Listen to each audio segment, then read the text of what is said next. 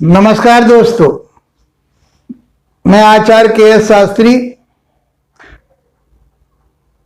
सूर्या ज्योतिष में आपका स्वागत करता हूं।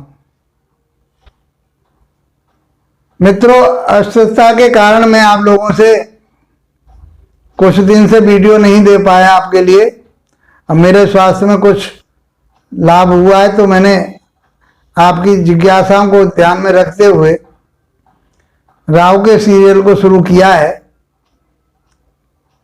तो आज की जो हमारी चर्चा रहेगी वह वृषभ राशि वाले जातकों के लिए रहेगी।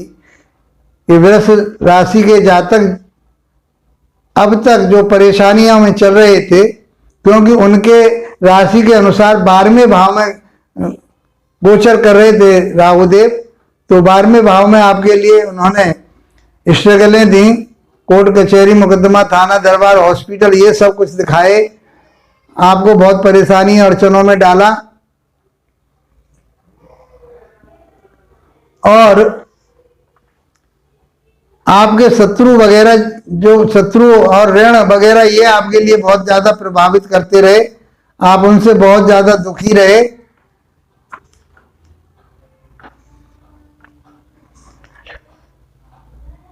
भूमि, भवन, वाहन जो लेना चाह रहे थे, जो अपनी सुख, भौतिक सुखों को आप चाह रहे थे, वो आप नहीं कर पाए पूरा। राहु ने आपको बहुत स्ट्रगल दी। लास्ट के 18 महीनों से 1.5 साल आपका ऐसी परेशानियों में निकल गया। शत्रुता में गया, ऋण में गया, आपके पैसा इतना खर्च हुआ, इतना व्यय हुआ कि आपका कोर्ट कचहरी, मुकदमा, थाना, दरबार या हॉस्पिटल में, इन सारी चीजों पर कहीं ना कहीं आपका पैसा अनर्थ शनर्थ लगता रहा और आप दुखी होते रहे। परंतु मित्रों, खुशी की बात यह है कि अब राशि के अनुसार ये 30 अक्टूबर से मीन राशि में, और 11वां भाव होता है आपकी डिजायर का, आपकी बढ़ोतरी का, उन्नति का, आपकी मनोकामनाओं का, वहां गोचर कर रहे हैं। वीडियो बनाने का मेरा उद्देश्य केवल मात्र यह है कि राहु से हमें पॉजिटिव रिजल्ट लेने चाहिए, क्योंकि ये छलिया ग्रह है, राक्षस ग्रह है ये। तो आपको प्रपंचों में डालेगा, बुरी आदतों में डालेगा, बुरे नशा में डालेगा, बहुत सारी मतलब जो कुसंगतियां हैं वहां की तरफ को आपको लालयित करेगा। लेकिन इसके पास वो चीज भी है कि जो जमीन से आपको आसमान तक पहुंचा देता है राहु। राहु के पास दोनों चीजें हैं, नेगेटिव प्रभाव भी है और पॉजिटिव प्रभाव भी है। यदि हम राहु के पॉजिटिव प्रभाव को लेकर के चलें तो मैं समझता हूं आगामी 1.5 वर्ष, 550 दिन आपके लिए बहुत लाभदायक सिद्ध होने वाले हैं। आपके लिए बहुत कुछ देने वाले हैं ये। 11वें भाव के राहु को तो आपके लिए, सबके लिए ये श्रेष्ठ बताया कि जिस राशि के आधार पर, लगन के आधार पर 11वें भाव में राहु आ जाए, गोचर के आधार पर या जन्म के आधार पर, तो आपकी डिजाइनें पूरी होती हैं, मनो इच्छाएं पूरी होती हैं। जितनी इच्छाएं आपकी प्रबल हुई, इच्छाएं भी बढ़ाता है आपकी, लेकिन 11वां भाव जो है वो इच्छा पूर्ति का है। वहां से आपकी इच्छा पूर्ति होगी ही होगी। कब होगी, उस बात को समझने के लिए ये वीडियो हमने आपके सामने रखी है, और इसके माध्यम से हम आपको बताना चाह रहे हैं कि राहु से आपको वो चीजें लेनी चाहिए जो आपको जमीन से आसमान पर पहुंचा दें। 18 वर्ष के बाद ये गोचर आपके लाभ भाव में आया है, तो इसका लाभ उठाइए मित्रों। ये चीजें जो हम बता रहे हैं आपके लिए, ये कहीं पुस्तक में नहीं मिलेगी। ये एक अनुभव और एक जो इसके बारे में रिसर्च की गई, शोध की गई है, वो चीजें इसमें बताई जा रही हैं। आप विश्वास करके इस चीज को समझिए और लास्ट तक वीडियो को देखिए और इसका फायदा उठाइए। पहली बार चैनल पर जुड़े हैं तो चैनल को सब्सक्राइब अवश्य कर लीजिए, ताकि मेरी नई वीडियो आते के साथ आपको प्राप्त हो जाए। शेयर अवश्य कीजिए, लाइक कीजिए, अच्छी लगती है तो वीडियो शेयर करोगे तो आपके मित्रों को भी उनको भी लाभ प्राप्त होगा। क्या देगा आपके लिए राहुदेव 11वें भाव में बैठ करके? तो 11वां भाव है किसका? बढ़ोतरी का है, उन्नति का है, तरक्की का है, प्रमोशन का है, राजनीति का है,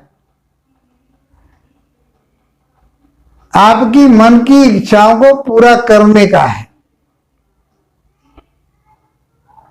जो अब तक आपको प्राप्त नहीं हो पाया था, जो भौतिक सुखों के लिए आप लालायित हो रहे थे, आपके शत्रु आपको परेशान कर रहे थे, आपका पैसा ऐसे अनर्सनर कामों में खर्च हो रहा था, व्यय हो रहा था, चाहे वो हॉस्पिटल हो, चाहे थाना दरबार हो, और चाहे आपका कोई रोग आपके पीछे पड़ा हो, उसमें आपके या किसी प्रपंच में आप फंसे हो, तो हाँ आपका पैसा अब तक लगता रहा, लेकिन अब वो सारी चीजों से आपको निजात मिलने वाली है। अब खुशियां आपके घर में आने वाली हैं। राहु के पास विशेष रूप से ज्यादा डिग्री नहीं है अभी, लेकिन 18 महीने का समय बहुत कुछ होता है। तो शॉर्टकट की बात करता है राहु। जो भी काम करेगा सडनली की बात करेगा, आज ही हो जाना चाहिए। ऐसा नहीं होता मित्रों। कोई भी काम को पूरा करने के लिए, उससे लाभ प्राप्त करने के लिए, उन्नति तरक्की के लिए बहुत परिश्रम और मेहनत करनी पड़ती है, जब जाकर के आदमी एक अपना प्लेटफॉर्म बना पाता है। यदि आपने इन बातों को समझ लिया, मेरी बातों को, तो मैं समझता हूं कि ये 18 महीने आने वाले आपके लिए बहुत कुछ देने वाले हैं। वृषभ राशि वालों की बल्ले बल्ले होने वाली है। किस प्रकार से होगी? तो 11वां भाव बड़े भाई बहनों का भी है, छोटे रोग का भी है। तो आपको छोटे मोटे रोग हो सकते हैं, तो उससे आपको बचना पड़ेगा। बड़े भाई बहनों के साथ तालमेल में कहीं अनमन हो सकती है, अड़चने आ सकती हैं, मनमुटाव हो सकते हैं। तो क्या करना है आपको? आपको उनके साथ सामंजस्य, मधुरता का सामंजस्य बनाना पड़ेगा। ये गांठ बांध लीजिए, दिमाग में रख लीजिए इस बात को कि मुझे बिगड़ी से बिगड़ी सिचुएशन में जाकर के मधुरता के आधार पर, अपने प्रेम के आधार पर, अपने ज्ञान विवेक के आधार पर उस व्यक्ति को मैं अपने तरफ प्रेरित कर लूं, वो आपकी तरफ प्रेरित हो जाए, आकर्षित हो जाए कि हाँ मेरे भाई बहनों के साथ अच्छे तालमेल चल रहे हैं। तो मैं समझता हूं कि आपका इस समय बहुत बढ़िया होने वाला है, लाभ प्राप्त होगा, मन की इच्छाएं पूरी होंगी। तब जब अपने बड़े भाई बहनों के साथ तालमेल बना करके चलोगे। बिगाड़ने के लिए तो ये आया ही है, तो हमें बिगड़ना नहीं है, बनना है। इसकी पॉजिटिव ऊर्जा यही है। यदि इसके आप नेगेटिव प्रभाव को छोड़ देते हैं, उसको धारण नहीं करते हैं, ग्रहण नहीं करते हैं, तो मैं समझता हूं कि आपके फिर रास्ते वो खुले हुए हैं जो आप फर्श से अर्श की तरफ को जाएंगे। यहां बैठ करके आपकी मन इच्छा पूरी होंगी, आपको लाभ प्राप्त होगा। जिस क्षेत्र में आप हाथ डालोगे उसमें लाभ प्राप्त होगा, आपकी पदोन्नति होगी, उन्नति होगी। राजनीति में आप चल रहे हैं तो राजनीति में बहुत अच्छे माहिर हो जाओगे। चातुरता भी देता है, तो आप चतुरता वो रखिए अपने अंदर कि वो मजबूत हो, क्षणिक नहीं होनी चाहिए, तुरंत नहीं होनी चाहिए, शॉर्टकट नहीं होनी चाहिए, क्योंकि इसका लंबा पीरियड है। तो लंबे पीरियड की ही बात करके चलना चाहिए। यहां से बैठ करके आपके पराक्रम भाव को देखेंगे 5वीं दृष्टि से, तीसरे भाव को, तीसरा भाव पराक्रम का, हिम्मत का, छोटे भाई बहनों का, नौकर चाकरों का, आपका इंटरनेट का, पत्रकारिता का, ये बहुत सारी चीजें, छोटी मोटी यात्राओं का। यदि आप मेहनत और परिश्रम कर रहे हैं और वो परिश्रम मेहनत आपके रंग लाएगी। यदि उस समय आपका विचार वहीं चला गया कि मैं शॉर्टकट में जाकर के एकदम छलांग मारूंगा किसी दिन, ऐसा करोगे तो फिर डूबोगे। एकदम उछलना ठीक नहीं। मेहनत का फल ही मीठा होता है। अपने छोटे भाई बहनों के साथ आपके तालमेल बिगड़ेंगे वहां, लेकिन आपको क्या करना है? अपने विवेक से, अपनी चतुराई से उन छोटे भाई बहनों के साथ मधुरता का व्यवहार रखना है। उनके साथ कोई कटाक्ष वाली बात, कोई चतुराई की बात नहीं करनी ऐसी जो उनके लिए हानिकारक हो। समझ लीजिए वो आपके लिए हानिकारक हो जाएगी। नौकर चाकरों के साथ तालमेल बना करके चलिए तो आपकी बढ़ोतरी होगी, उन्नति होगी, लाभ प्राप्त होगा, मन की इच्छाएं पूरी होंगी। किसी मीडिया सेक्टर से जुड़े हुए हैं, पत्रकारिता से जुड़े हुए हैं, तो वहां पर अपनी मजबूती बना करके चलिए। व्यापारिक यात्राएं आप करिए। व्यवसाय की जब यात्राएं करेंगे तो आपको लाभ प्राप्त होगा। इसीलिए वीडियो बनाने की सोची मैंने कि आप लोगों तक वो चीजें पहुंचाई जाए ताकि उसका आप लाभ उठा सको। सातवीं दृष्टि आपके बहुत अच्छे घर पर 5वें भाव पर दृष्टि जाती है। सातवीं दृष्टि इनके पंचम भाव पर आपके पर जाएगी। पंचम भाव होता है विवेक का, ज्ञान का, शिक्षा का, उदर या पेट का, आपके शेयर मार्केट का, आपकी संतान का। अब तक आप बहुत परेशान हो रहे थे कि मेरी संतान पढ़ने वाली नहीं है, शिक्षा ग्रहण नहीं कर पा रही। तो नेगेटिव प्रभाव को छोड़ करके, राहु के नेगेटिव प्रभाव को छोड़ करके आप पॉजिटिव प्रभाव की तरफ चलो। तो आप अपने संतान के लिए अपने उन बच्चों के साथ तालमेल बिठाल करके, मधुरता बैठाल करके, सामंजस्य बिठाल करके उनसे कहिए कि आप अपनी पढ़ाई में, लिखाई में एक शेड्यूल बनाएंगे, एक टाइम टेबल बनाएंगे।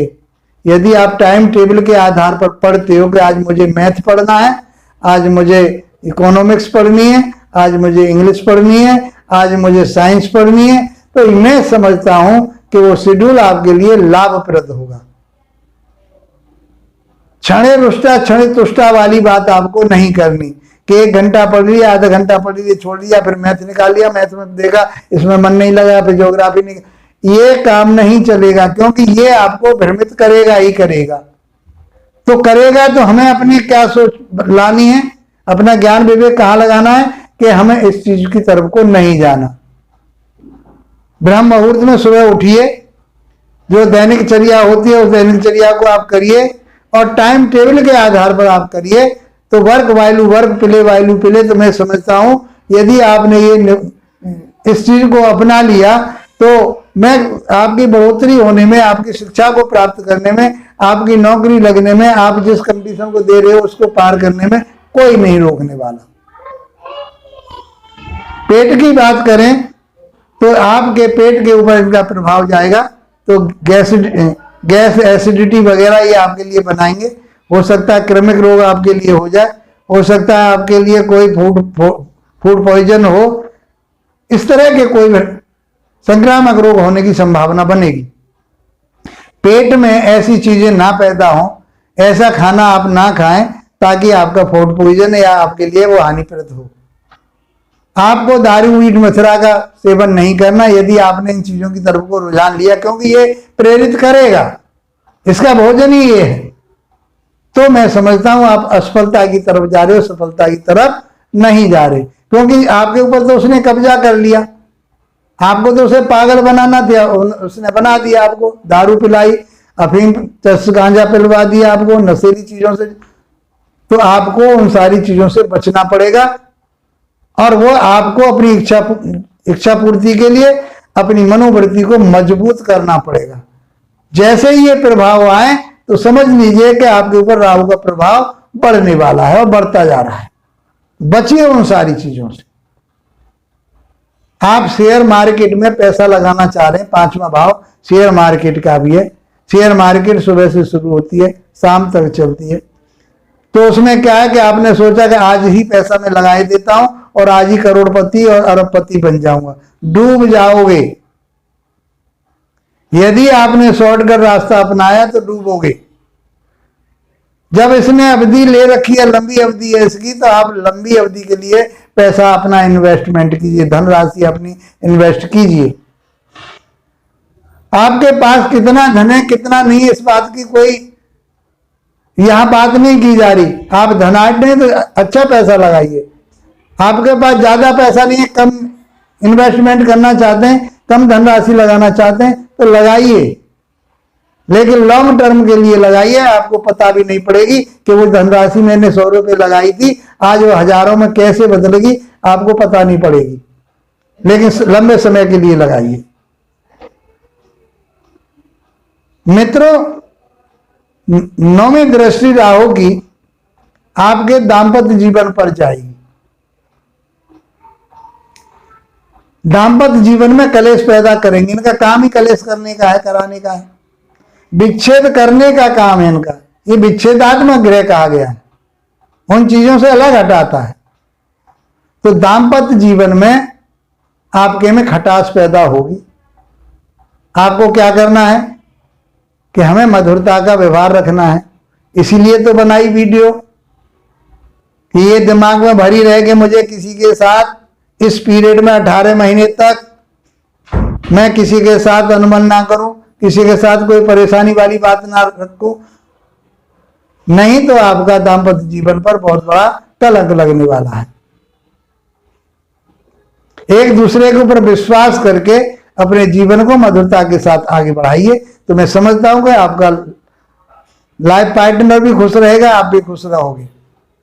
वैवाहिक जीवन आपका बहुत बढ़िया रहेगा। कब? जब आप अपने अंदर वो विचार लेके आओगे, जो पॉजिटिव विचार है वो लेकर के चलोगे, नेगेटिव विचारों को त्याग दोगे, तो मैं समझता हूं कि राहु आपका कुछ नहीं बिगाड़ सकता। आप पार्टनरशिप करना चाह रहे हो या आपकी पार्टनरशिप चल रही है, अनमन चल रही है, बात नहीं बन रही, आप पार्टनरशिप करना चाह रहे हो, किसी के साथ व्यापार करना चाह रहे हो, तो आप जो एक शेड्यूल होता है, जो उसका नियमावली होती है कि व्यापार को कैसे चला जाए, लेखा जोखा जो भी है आपका, वो बिल्कुल दुरुस्त रखा जाना चाहिए। यदि आपने अपने लेखे जोखे को दुरुस्त रखा तो आपको कोई भी मार नहीं दे सकता, आपका कोई पार्टनरशिप को खराब नहीं कर सकता।